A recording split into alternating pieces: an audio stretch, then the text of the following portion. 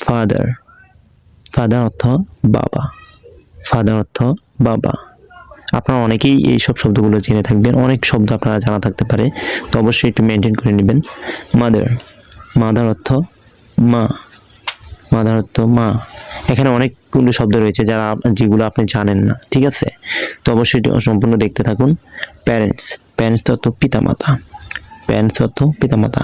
Step parent, step parent অর্থ হচ্ছে সৎ পিতামাতা, স্টেপ প্যারেন্ট অর্থ হচ্ছে সৎ পিতামাতা।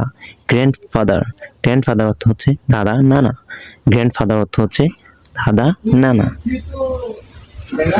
গ্র্যান্ডমাদার, গ্র্যান্ডমাদার অর্থ হচ্ছে দাদি নানি।